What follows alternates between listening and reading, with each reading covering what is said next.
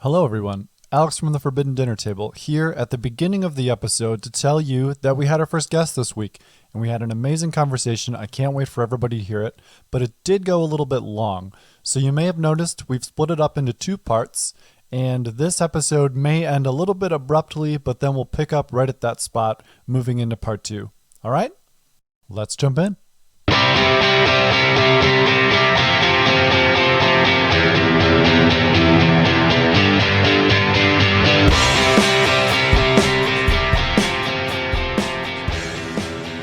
Hello, ladies and gentlemen, and welcome to the Forbidden Dinner Table. I am one of your hosts, Zach. And I am Alex. And we have a fantastic conversation in store for you today. Our very first guest episode. I'm excited for this one. Yes, same. I've been looking forward to when we can have a guest on, and I think we've got one of the best and brightest to join us in our conversation today. We're going to be covering a variety of different things in the technology space. And without further ado, I just want to bring the guest in. We've got the one and only Nathan. Hello, hello. Welcome to the Forbidden Dinner Table, Nate. Yes. Is it cool if I sit here? You may sit anywhere you like. Any open chairs? Yes, I'm excited. You are going to be our first guest. We're going to try out what it's like having a third person at the seat at the table here. We've got a large benefit. Both Alex and I have known you for, what do you think, over 10 years. I was going to say 20, so, yeah. So. I definitely got to know Zach first, and I think, Alex, you probably just thought of me as that weird dorky kid. That's well, I knew of you. That was your next door neighbor. I knew, yeah, right. So I knew of you, but I feel like, then as I grow up and then you grow up and then we actually start to have real conversations, then things can kind of grow from there. Yeah. I know there's pictures of us, Nate, as like very small children together because our parents were friends, but I feel like it was 6th grade that we truly started becoming friends. And so I know you deeply. I've traveled around the world with you. Very excited to have you here and talk about technology and a variety of different topics. But our listeners may not know you very well. And so we've got a little game here called Get to Know Nate. And so I've prepared 5 questions that get more complex as they go or more personal maybe as they go, to understand a little bit who Nate is. Are you ready to play? I've listened to your pod before. I'm a little nervous because there's a lot of forbidden topics that come up here, so I'm scared of what you're going to ask me. But yes, please go ahead. Don't you worry. Only questions 2 through 5 are tough. Okay, number 1. Do you prefer to swim in pools or lakes? Pools. Pools. Oh, he's a pool guy. Do I have to elaborate on these, or are they like one-word answers? Yeah, give us the tweet version of why you prefer pools. I'm just a very clean person. Some people call me a germaphobe. I think that's a little too far, but I would just rather swim in a nice clean pool versus a lake, with the murkiness at the bottom. Just not my style. All right, he's a clean individual. A clean guy. He's a clean. Clean is a noun. he's a clean. He's one of those cleans. Cool. He goes with pool. Question number 2. If your house or apartment or condo was on fire and you were able to secure that every living thing out of it was, successfully saved, any pets or loved ones that lived with you, and you had time to run back in and save one item, what one item would you save in your home? Oh, man. Is it safe to assume I have my phone on me? In my pocket? Like, I can grab something else besides that? Yeah, something besides your phone. Yeah. I would say that next would be probably my laptop, because that's got some stuff on it that isn't necessarily stored in the cloud, and I would be afraid to lose, like pictures and everything else, and that's not easy to get back. So that would be the one thing I think that wouldn't be replaceable. I have to go get that. You're a techie. You're a clean techie. I'm a clean As a small aside here, I've never really thought about this before, but that question's been asked for a long time, and everybody always used to say, like, oh, I'd go grab my photo albums or things like that. That were typical answers. I've never thought about now that it's really just one thing that you have to worry about. Like all that really important stuff that people might have kept in boxes and things, it would have been clunky and hard to get out of a burning building. It's all in one place. You just grab the laptop. You're done. What's your answer, Al? Is it laptop? It would have to be, yeah. I mean, for the same reasons, really. So I have a bunch of actual old documentation from like lineage of our family and old photos. So I feel like I would go after that. My only other thing that pops into my head would be like, so we do have a small, it's not quite a safe, but that's like where we keep passports and birth certificates and all that kind of stuff. So maybe that would actually be even more important. But then an easy number 2 would be the laptop. Yeah, I guess laptop would be number 2 for me. Number 1 would be the non-replaceable family historic documentation that I have. Cool. Question number 3, I'm actually lifting, Alex, one that you asked me. If you met a Wario or sort of inverse version of yourself, please just briefly describe what this person would be like. See, I actually tried to do that when I listened to you guys talk about that with each other. And I tried to think of one for me, and I had a hard time thinking about, like, what would an opposite of me be? Well, we know that they would be dirty. There you go. Yeah, you're right. Something like a what's his name? Pigpen from the Peanuts. Yeah. So he's just got a little dirt cloud floating around him. He's walking around, probably swimming in lakes.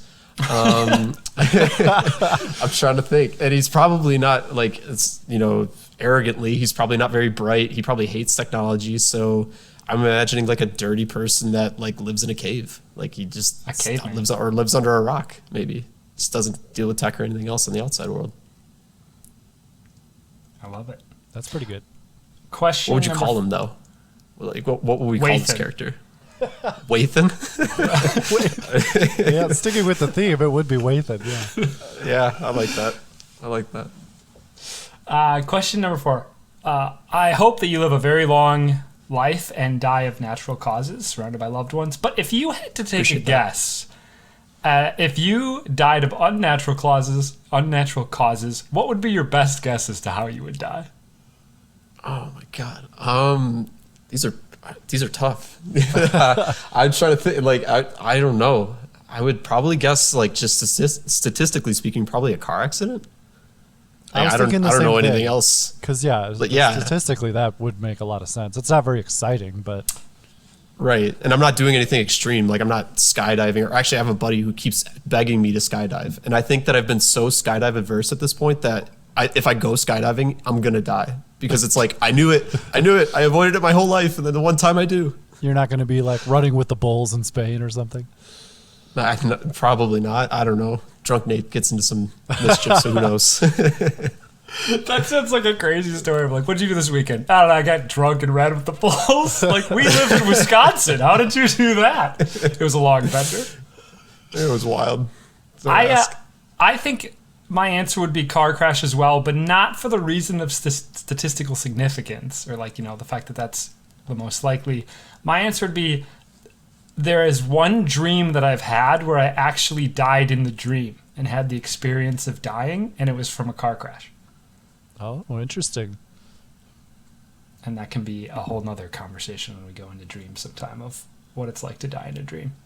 Were you unable to reach 88 miles an hour? Was that the dream?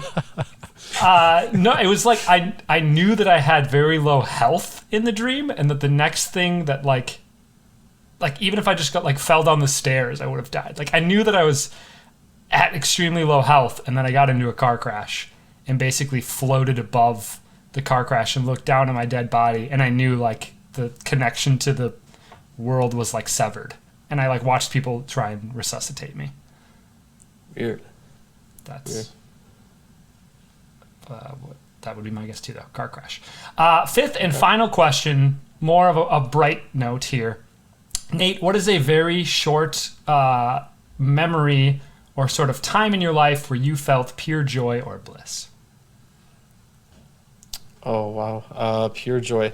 I actually think back to a specific birthday that I had that was like the perfect day. I went to UW-Madison to go see my sister, and it just happened to be my birthday on a Badger game day. And so it was a lot of fun being out there, and like my parents came out and a couple of my siblings were there, and a lot of friends made it to town. So everybody together, beautiful weather, and it was a Badger game day. So it was, just a lot of fun being out there. And I think of that day as being like a lot of fun and a feeling of, pure bliss, I guess, as you described it. Oh. Whoa. Red alert. The universe doesn't like that answer. I was like, yeah. Our lie detector has gone off, Nate. It seems we're lying. does not agree with that day. Can I tack an extra question on? Please. So I have another fun getting to know you question. Zach, I don't know why I didn't think about this while we were playing this game a couple times earlier, but we're going to play a quick game of Fuck, Marry, Kill. Chinese food, Mexican food, and Italian food. Go. Ooh. Fuck Mexican food, marry Italian, kill Chinese. That would be my answer as well. Exactly that. Yeah. Yeah, I just have to say, like, Mexican is one that you go for when you're feeling dirty. Like, I don't think I ever feel healthy after eating a bunch of Mexican food. You know what I'm saying? Like, it's a heavy, like, greasy food, and so you go with that. It can be lighter, but yeah. I was gonna say, you do know taco salads exist, Nate. Like, you don't have to get the chimichanga every time. And then Italian food, you think like, oh, like I could have Italian in so many different ways. And everybody loves pizzas. So. You definitely want a relationship with Italian food. Exactly. And nothing against Chinese food, but it's just of those three, it's the one I would say I don't like the most out of those. Oh, I love Chinese food, yeah, but agreed. It's just not the same. Yeah, I think I'd definitely marry Italian. It seems like then out of those two, I could kind of one night of crazy passion with Chinese food. I don't know, it could be interesting. I could sort of take it or leave it the last one, but I marry Italian for sure. Nice, good. Yeah, that's a good That's question. I'm glad we had fun with that. All right. Cool. So transit, I feel like even though I've known you for over 10 years, Nate, I feel like I know you a little better now, which is great. I feel like I've gotten to know myself just a little bit better too. Thank you for taking me on that adventure there. So you are a multi-interested individual who I've had many different conversations with, but you definitely sort of, I think, carry a persona of technology with your friends and with your family. Would you say that's accurate? I would say that's very accurate. My social media handle on every social media platform is Nate Tech. So pretty spot on. What's just a brief sort of story with your relationship to technology, and then maybe a nice sort of transition into this is a super open-ended question, where you see technology going in the future. Interpret that however you'd like. Okay. So first with where I started? Yeah. What's your history? What's your relationship with technology? So I don't even know how I really got into it. I mean, my mom's a computer programmer. So I guess maybe I got something from her growing up. I don't really know, like as an intro, nothing really sparked it except for my own pure interest. We had a computer at home growing up, and my mom said one of the earliest memories she had of me in technology was when I was about, 6 or 7 years old, I think. And I took apart the family computer when my parents were gone away for some reason, because I had opened like the manual to it, and I figured out, I could open the case and I can see what's inside. And I had no idea what I was doing, but I just opened it up and was able to look inside and kind of peer into the case and see the, circuitry and the fan and electricity and everything else just sitting there. So it was just really neat to see.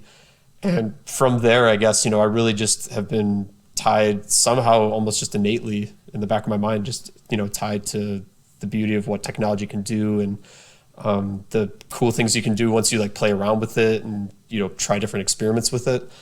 And then to answer your second question there, I guess in the future, it's really tough to say because, I wouldn't consider myself a pure expert on any one source of technology. I more just like to read up on it, read where the industry's going, try to form opinions on what I think, could be better or what's, going to lead out and become the front runner when it comes to change. But I'm not really, I would say, the expert to know what's for sure. But what I do have a lot of interest in lately is, things like cryptocurrencies. So obviously then there's like blockchain technology with that and everything that comes with the blockchain technology, like smart contracts, NFTs. There's this whole sphere of what we call Web 3.0, which is like the idea of, if we're envisioning what we're in today is Web 2.0, and what started the web was Web 1.0. Web 3.0 is meant to be this sort of future relationship between how information is gathered, transferred, and shared throughout the internet.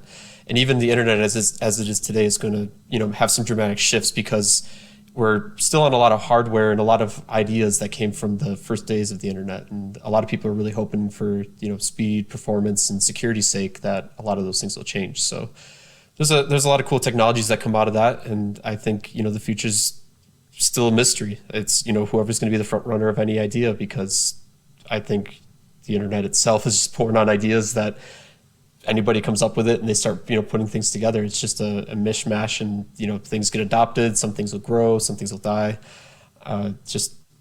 It'll be a wild ride to see where it goes. I have some questions based on a lot of things you just said. So number one, I will say, I remember you, even as you being very young, you were always the guy that could, not necessarily fix your computer, but knew way more than anybody else, and was certainly willing to take it apart and all that kind of stuff. So you were a tinkerer.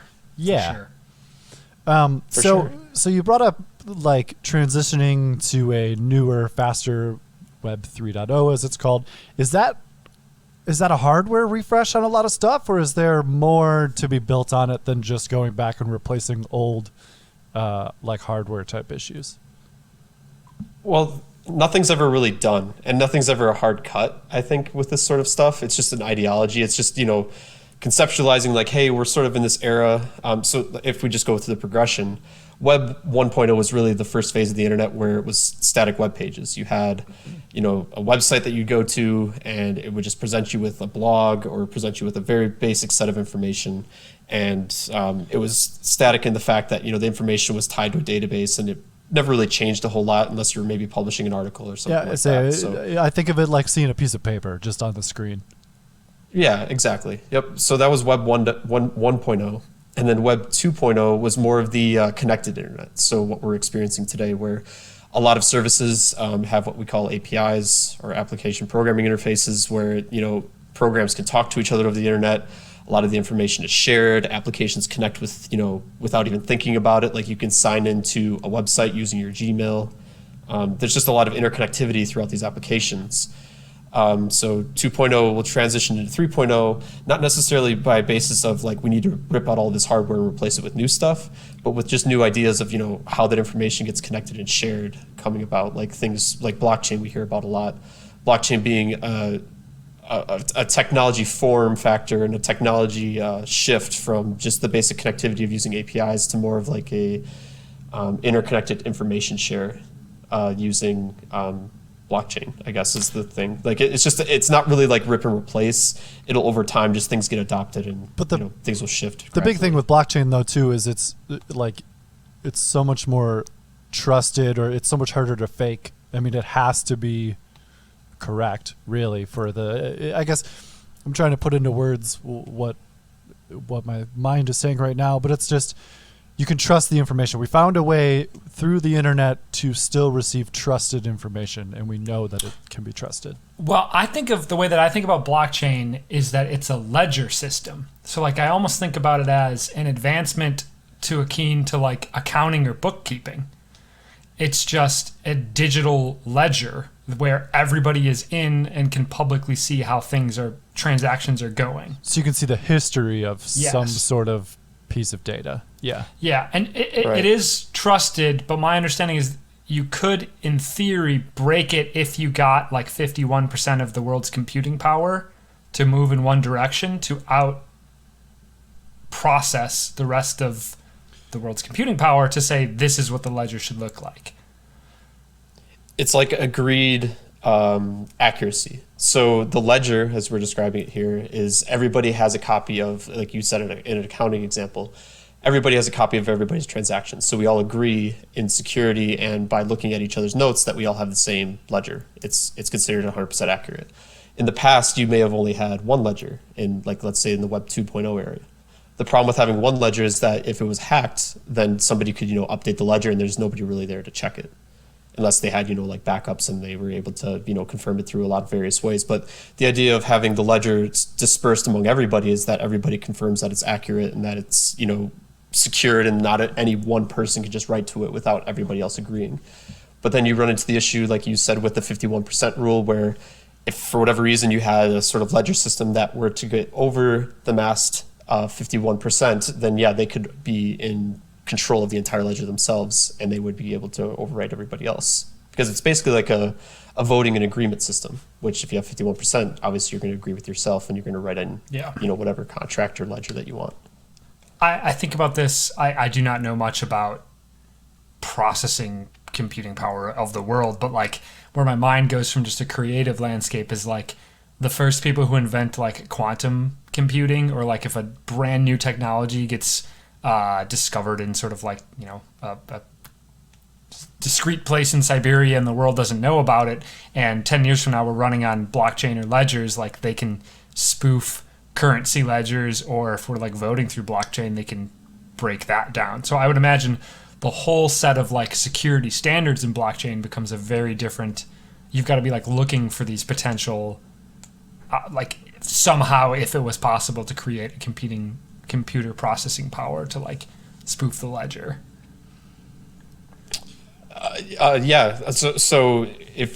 So quantum computing is a different technology, but quantum computing would cause an issue, and actually quantum computing in general causes an issue for a lot of the ways we'll call it Web 2.0 runs today. Even the way your encryption works with the public key and private key, and the duality of how those work. Really, a public key and private key, you share the public key with everybody. When you with say the key, known fact, what do you mean by key specifically? So let's say you have a password. And is that like a username and password? Is that what is a good analogy? Well, you're referring more to what is sort of linked to like a wallet with blockchain, right?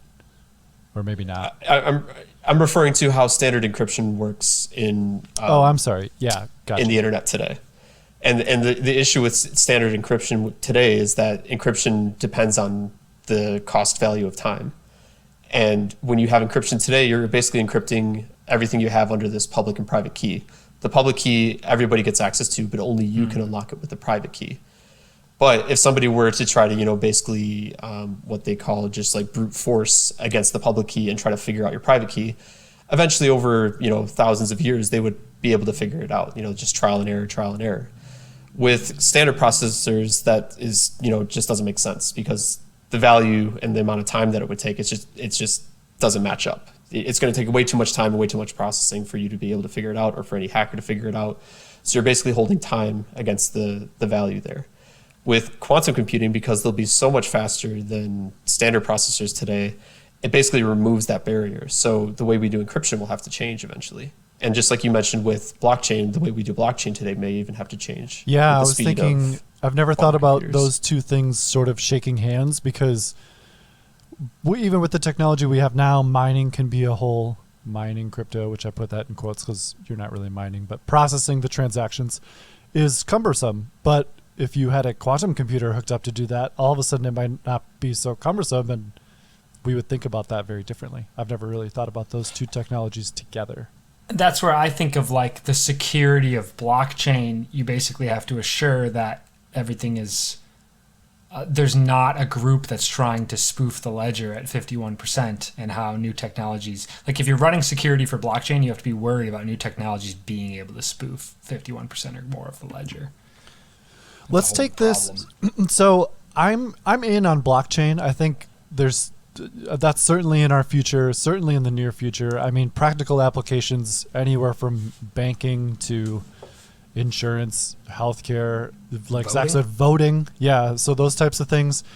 I want your opinions on this. Things I'm not necessarily in on is one particular cryptocurrency, and also like NFTs as a practical use case.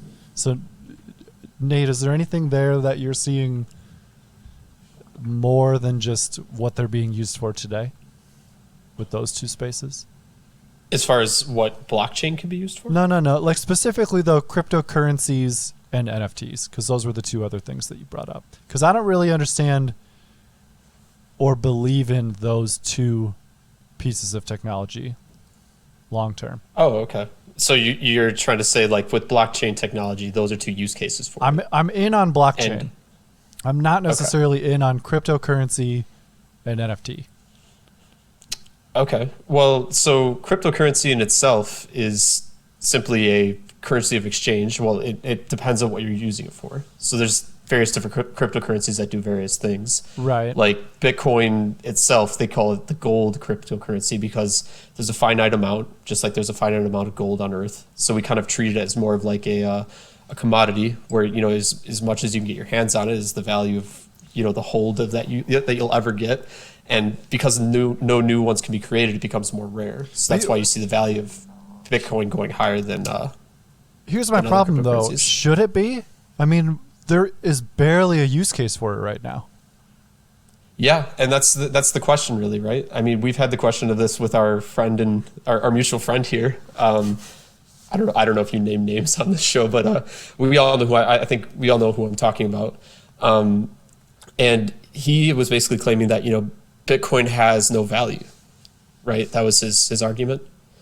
Well, it's worth as much as the next person is willing to pay for it, but that for me long term doesn't mean much. Right, because you need to have adopters for it, right? You need to have an exchange place for it. You need to have vendors that are willing to accept it as payment. And then it's like the same thought of like you have the U.S. dollar, which is essentially paper, but because people find value in it, and because there are vendors willing to accept it, it has a better use case and it has a better reason for people to hold on to it. So I totally agree. Can I? Yeah, go ahead. Can I jump in here? So I think of like the U.S. dollar really is just it's a weird IOU.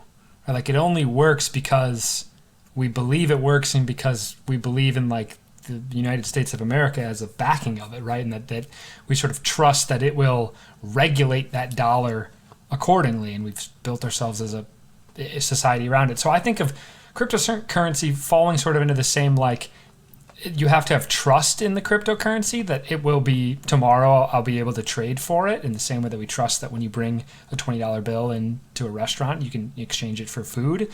Now, I'm not sold that we have identified which cryptocurrency that's where I was going will with be this. the long-term one. I think of this kind of as like the internet days of like, you've got AOL, you've got Netscape, you've got all these different like internet providers, and we'll see which one shakes out on top. Like, I'm not sold that it's going to be Bitcoin. Somebody could develop a different cryptocurrency that doesn't exist today that has a beautiful balance of eco-friendliness with security, with all these sort of things. So like, I guess I believe cryptocurrency will have a future because I believe it transcends countries, and you won't have to do currency like exchanges, and we'll eventually at one point all be trading on just one currency in the world. Now, what cryptocurrency that will be, I'm not exactly sure. So you highlighted my problem with it, though, which is that, so Bitcoin's great, but the difference is the US dollar is not a piece of technology. So what happens when Bitcoin is too slow? And do we just move to another one? Like, and are we just jumping from cryptocurrency to cryptocurrency? I just don't see that happening long term. I think it's all going to come to terms of agreement, right? Like whoever or whichever source becomes agreed upon as like the currency of exchange. That's what's going to happen. Like, it's like almost like in a term of like power stake, because like even gold, for example, like gold, there's a lot of gold in the world. I mean, it's not infinite, but there's a lot of gold in the universe even, let's just put it that way. Why do we choose gold to be the, backing resource behind currencies? Why was gold traded in, historic times when that was like, very early days of currency exchange? And it was just something that humans, I think, were drawn to because of its shininess, and it wasn't necessarily fully widely available. Yeah, it was a scarcity of that time. And that's where I think, that's what people think of Bitcoin. They're like, oh, there's a scarce resource of this. I want to get my hands on it. And it's really not translatable today, because you think of how insanely expensive a single Bitcoin coin is. I mean, it's at, what did it trade at today? Like 33,000. And it's down. Back to US dollars, or it's way down compared to what it was. But it's like apples and oranges still, because it could go way up tomorrow, and it's like, whoa, like now all of a sudden I'm rich again on Bitcoin. But it's weird that we always think back to the US dollar in a lot of this. Like I think the US has definitely shown over history that we were able to drive the US dollar in a degreed form, because we drove a lot of capitalism throughout the world, and we showed how we were this big superpower, and we had a lot of ideas run through us, and so the U.S. dollar was widely adopted as a strong currency. I think because there's trust in the American government. That's why. Yeah. Okay. And trust that it'll persist, right?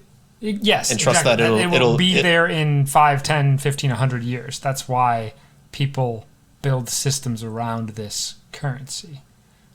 Well, the other reason, and maybe Nate, you brought up too, is it's stable at least too. Bitcoin right now, if it's ever going to be used as a currency or any cryptocurrency really, certainly needs to be a lot more stable. I mean, we've all, I think, heard the story of way back in the early days, there was like some kids that paid a couple Bitcoins for a pizza. Well, turns out now that's like a $200,000 pizza. So it doesn't. It was make more than sense. a couple. It was 10,000 Bitcoins. Oh my god! That was the first Bitcoin transaction. 10,000 Bitcoins for a pizza. So it proves my point, though. So why would I buy anything with Bitcoin? Because all of a sudden it's going to be way more expensive. This is in today's climate. Or I guess on the flip side, it could end up being a great deal if Bitcoin goes to zero. But it's just too uncertain. Two things. One, this makes me think a little bit too. I saw that there was like a video game tournament. I think it might have been even StarCraft, where like the first, second, and third prizes were some finite dollar amount. I don't remember exactly. It might have been like $1,000, $500, or $100 for first, second, and third. And then 4th through 10th place got like 10 Bitcoins each. And so now, like, if you're that person who got 10th place, you're like rolling in it, right? So it's funny. It thinks about the pizza transaction. It makes me think about that. Number 2, though, Alex, I would push back and say, just because it is wildly volatile, we've seen that in currencies as well. Look at the German mark in like post World War One. Like you had to take wheelbarrows full of cash down to buy bread. Like it, So the digitalness of this is not the volatility is not unique to the digitalness. I want to actually push back on Nathan your comment that Bitcoin has a finite amount. I get what you're saying, that there are a certain specific amount of coins technically to be mined or processed or released into the kind of sphere, but because it's a non-physical asset, I would argue that it's infinite. Because my example would be between how many numbers are there between 0 and 1? Infinite amount. You get into fractals. Yeah, you can get into a fraction of a coin. However many Bitcoins there are finite, you can always cut them in half, and then you can cut those in half, and then you can cut those in half, and then you can cut those in half. And so, like, there's a weird supply and demand piece here where, like, you can just fractal the element. Well, and I guess you could, I was just saying, you could argue that that's a weird problem in the fact that American currency is so digital, but that's a different problem. Yeah, and I've thought about this too. I agree with everything you're saying, Zach. And one of these things too, let's say Bitcoin, we get to the end, they've all been mined, and it turns out that this is a bad environment, this deflationary environment where we can't make any more.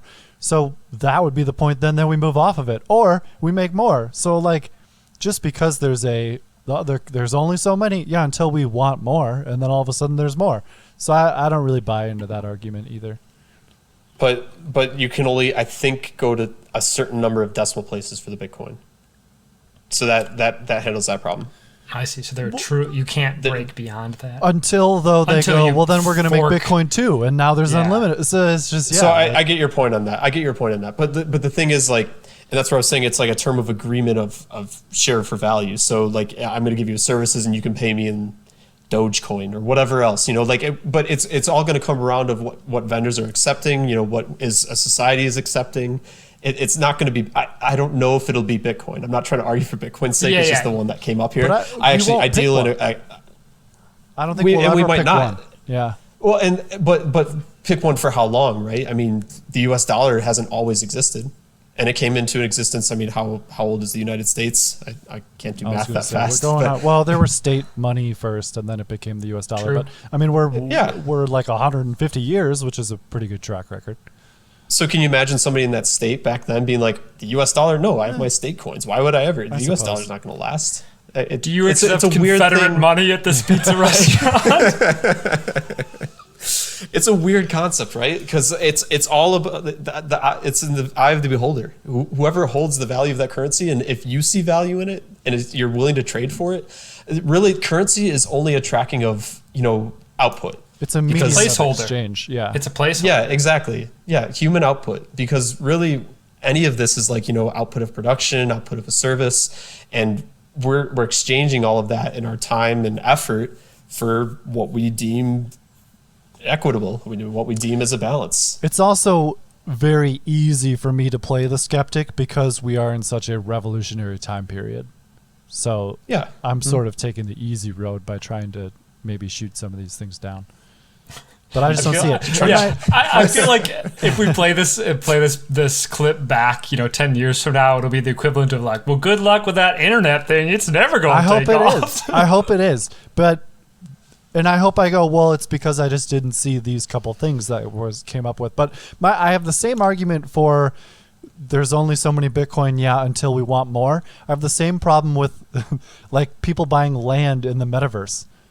Like, there's only a finite amount of land on Earth, but in the metaverse, you could just make more. So that doesn't, like, the value seems so easily manipulated. Mm-hmm.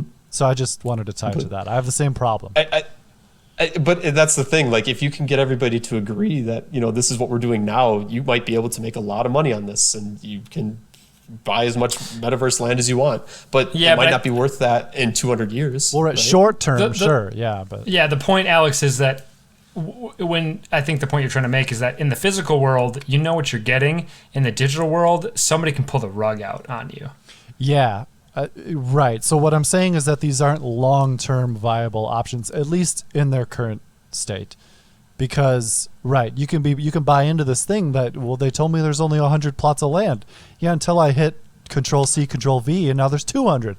Like, it was that easy, Let me counter, though. I mean, we can do that with you. That literally happened with U.S. currency back in 2008, where they just typed in money into the Fed and hit enter. Which is actually another reason I'm against Bitcoin, because with our current economic policies, there's no way that an asset that is not inflatable catches on. The government won't let it happen. Well, but the people could. The people could use it, but it's not going to be. It's not going to catch on. It's not going to be sort of sponsored by. But that I think that's why a lot of people, like, one of the first groups to be on board with Bitcoin were anarchists, because it was that makes sense. Platform decentralized. That makes sense.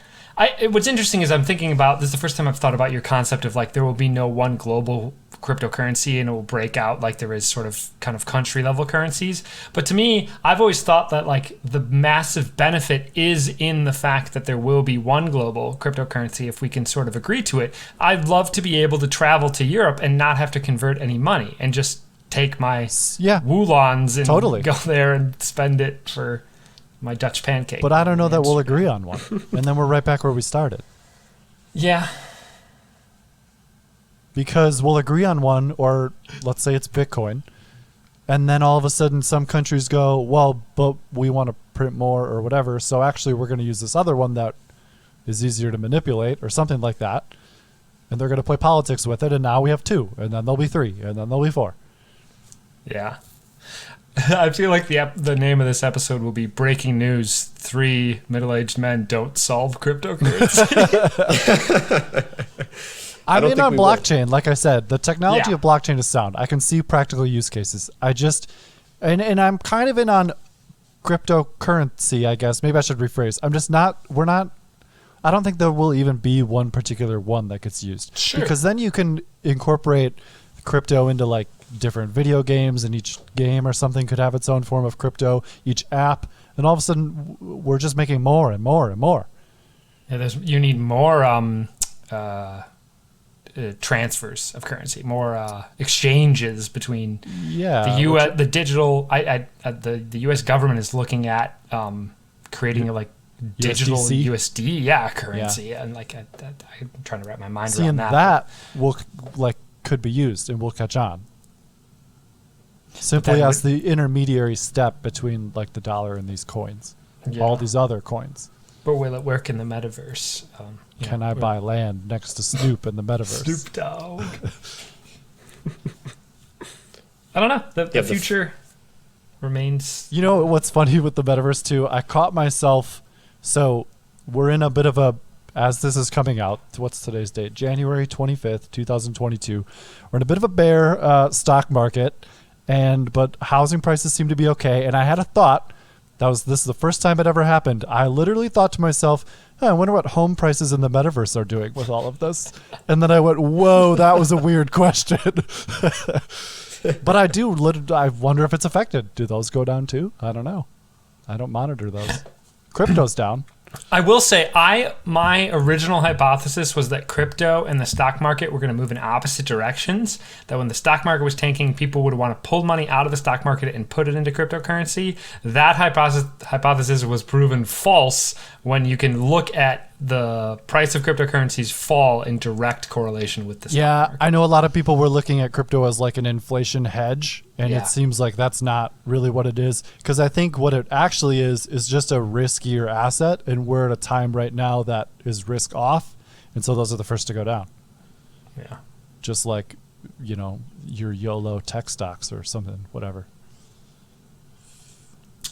YOLO in terms of like the high risk ones? Or Just like all your gambles. Yeah, Gotcha, high risk. okay. You're gambling on some app or something working out and making 10x, but now in this period of time, those are going to be the first things sold, and everyone will revert back to the like old faithfuls. Sure. Coca-Cola, Johnson & Johnson, the Exactly. Consumer Staples Home Depot. Fund. Yeah, yep, 100%.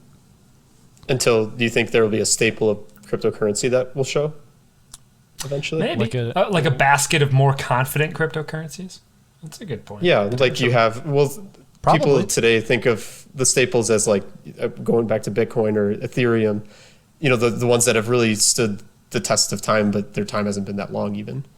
Yeah, I think you might eventually have some that like filter out. I mean, you have these like what they call meme coins. Oh, totally. Or altcoins. The Those are all altcoins go are the to ones zero. that'll go first. Yeah, exactly. Well, actually, and I tell anybody that invests in this that you really should think, are you willing to risk this, because this could all go to zero. Like even my parents bought their first mining rig, which is really weird to say, but they have a mining rig in their basement. If we could talk to somebody from the 1980s and they'd be like, yeah, my parents just bought a mining rig, and they'll be like, what, are you coal? What is it? You're like, that's just a digital currency. it's just solving math problems. We're solving math problems. By the way, Arnold Schwarzenegger becomes governor and Donald Trump is the president, and then you hang up. And the person from the 1980s is so confused.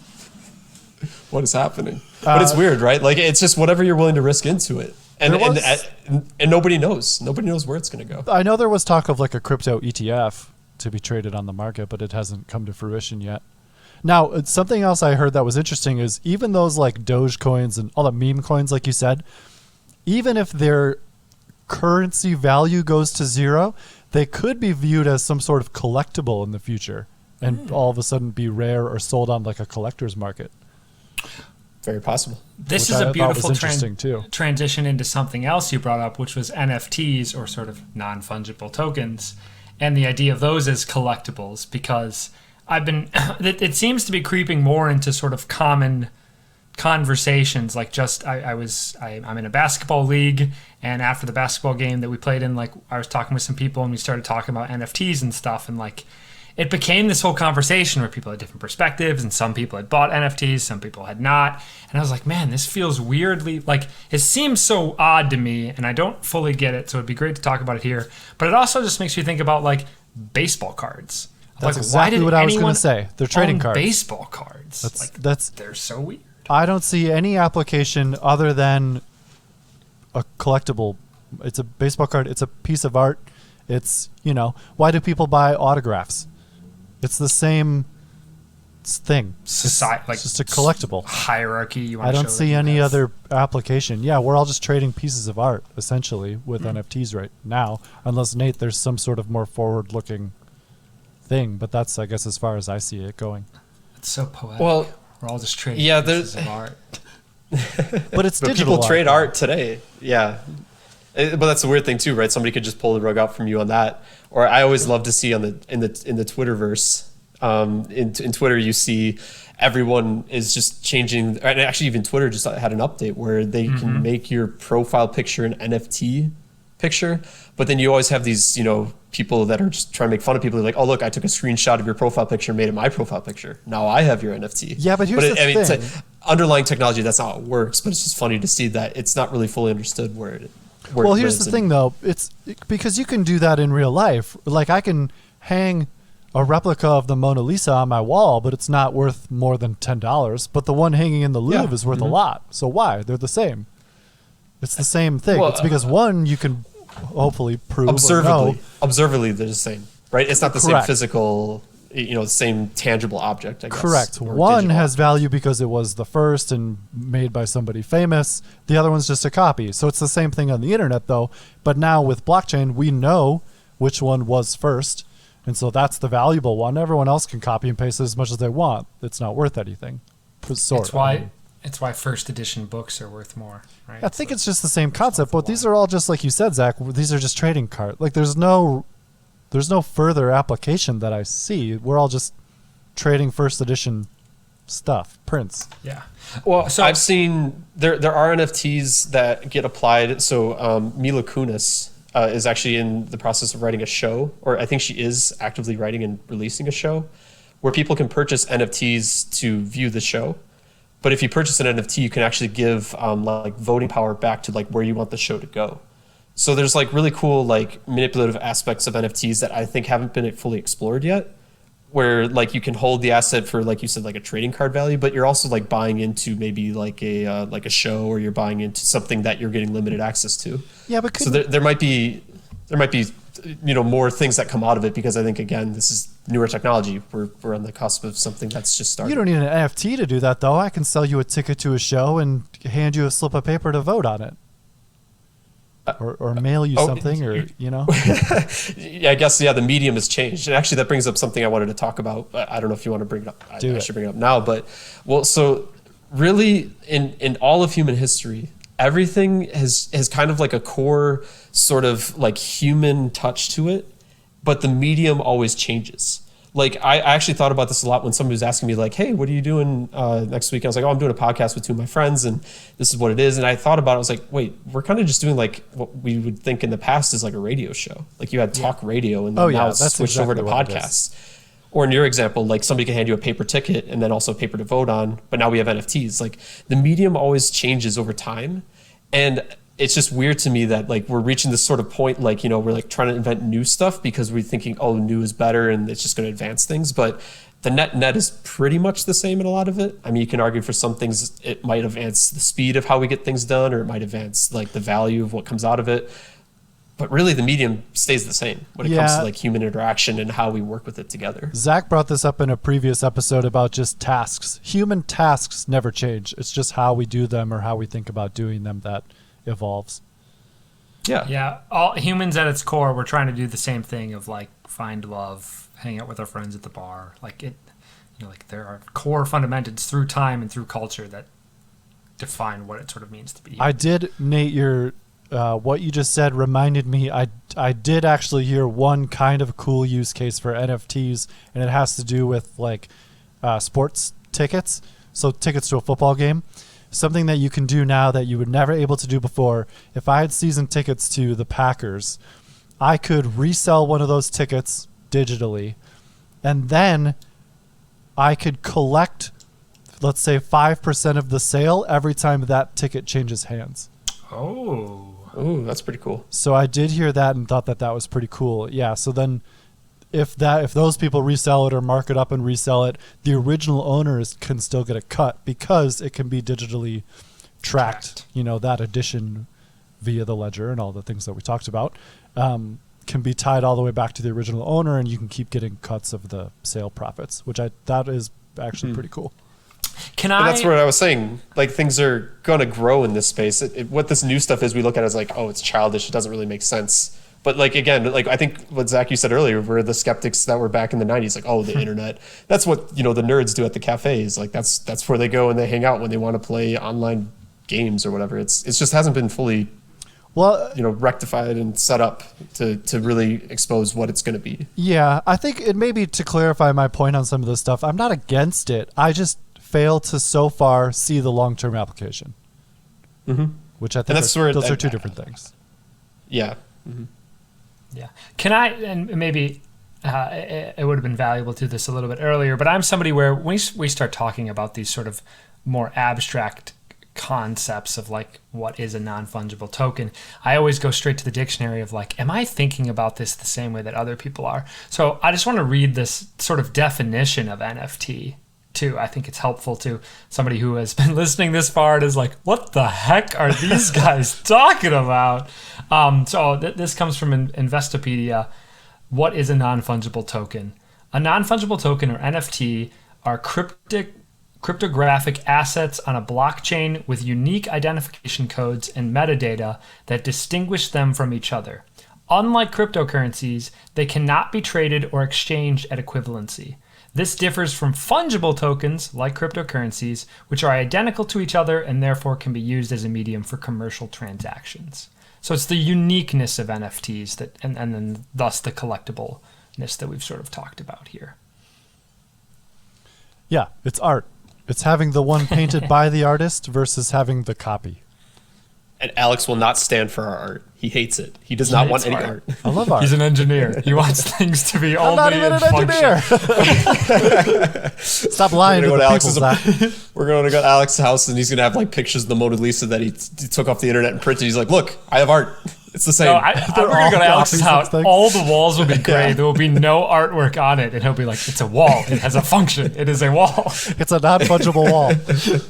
Well, it's interesting you bring. I've never heard that Mila Kunis example before, but I was reading an article about somebody who sold the shares of their life. Now, these were fungible tokens because they were transferable, but it was somebody who sold like, I'm just going to make up a finite amount. I don't know what the actual amount was, like 100 shares of their life. And every morning he would sold those shares to people, and he would put out a question, and you could vote of like, should I run 5 miles? Like my next hour, should I run 5 miles, or should I learn how to bake a cake?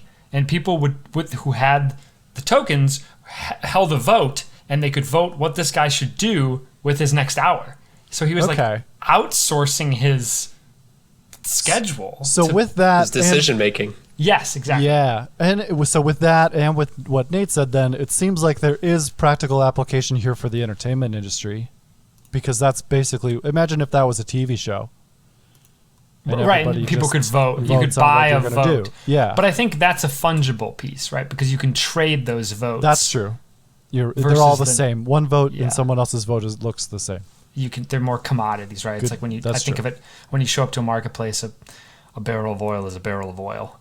You know, I guess I have no idea if people. We're gonna get a bunch of emails from oil barons saying that sweet Texas crude is so different than that Saudi Arabian oil. That's your example. How many barrels of oil have you bought? You didn't go with apples or something. I got a couple of barrels down in the garage I can tell you about. But a stalk of corn is a stalk of corn. You grabbed a few when it was negative a couple years ago. They paid you to take them. They paid me to store the barrels in my garage. But yeah, just to sort of like pull this all together too. There's ridiculousness, I think, in the NFT space, but there's also ridiculousness in a lot of what we do in society, right? Sort of. Do you think about if anybody is really hating on NFTs, just remind them that people paid for pet rocks. True. Yeah. Like it's that ridiculous, but that doesn't mean it's not popular, which, it doesn't mean there's not demand. Which again, I'm not hating on them. I just don't necessarily see long-term application other than a trading card. But through the course of this podcast, it sounds like we found two. So that's good. Yeah. The example that we were talking about after when I was talking with my friends that I play basketball with, you could buy plays.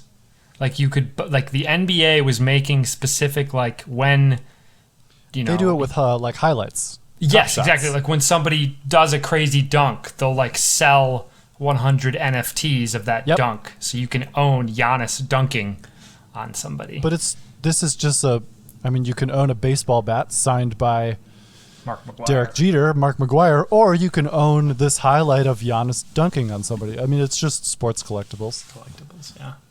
Is it the physicality for some people, do you think? I'm sure Alex, that it is. Because my next point... For you, it seems like for more of the things that you would like to have, you would like to be able to hold it yourself. Like this is the physical object that does this. I'm glad that you say that, because my very next point was going to be what will be more interesting now is coming up with how to display these things, because there's no point in owning it if you can't show it off. So do you have a meta house full of all this stuff, which I can certainly see in the future, or do you have like a screen that you hang up in your house and it's just going through all the different NBA highlights you have or something? Because now you're sort of bridging the gap a little bit. Augmented reality in a way. Sure. Yeah. In your physical house, do you have a hologram, or do you put on glasses and you can see that you bought this specific shade of pink? You know what I just thought of? So growing up, we've touched on this before. We used to have our computer room. So a room that you had to go to. What if you had an NFT room? And you're like, come check out my NFT room. And you put on goggles and all over the walls and stuff. There's NFTs. Yeah. I mean, that's it's kind of cool when you think about the idea that you like buy gifts and then people like come in and... That's what it is. You'd be like, check out this. I bought this scene from the movie War Games. I love Matthew Broderick. But the problem... wait. So what would be in your NFT room, Zach? Would it be that? And then what else? What else would be in your NFT room?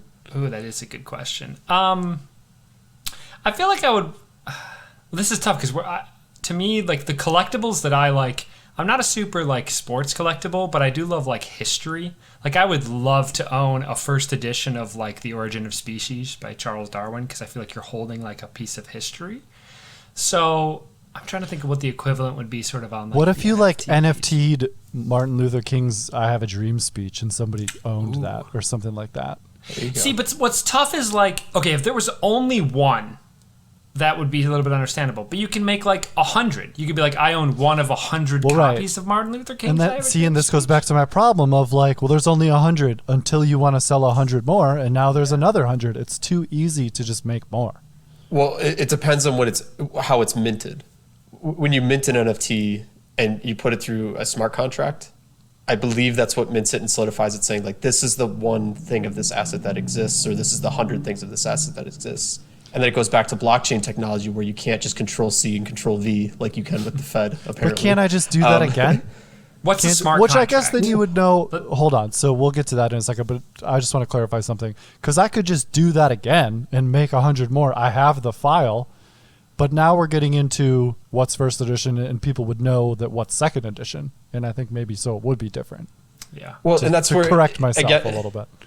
Yeah, you could always mint more, I guess, but then it becomes I guess this was the first minting of it versus the second minting. I mean, you've already seen something like this in like the hard forking of Ethereum. Like you have Ethereum 1.0, and then what we know as Ethereum today is technically Ethereum 2.0. Like it really comes down to like, you know, what we're all agreeing together is like this value, or what to you is the value of, you know, this is cooler because this was the first one, or this is the second or third one, and there's rare because 99 of them got destroyed or something. There's like a weird like human factor to that, where it's like we hold it because we see value in it, or we want to show it off to other people because, as we talked about, I think outside of the podcast here, you know, we're going to be fighting for fame in the future because resource eventually will become, in theory, will become easier to grab, and it already shows that it has been, and then it'll be, you know, what's the scarce resource that humans want to fight over, and that's attention and fame. Status. Makes sense. Okay, Zach, ask your smart contract question because I'd love to talk about that. Yeah, that's a little bit of a new term for me, Nate. What exactly is a smart contract?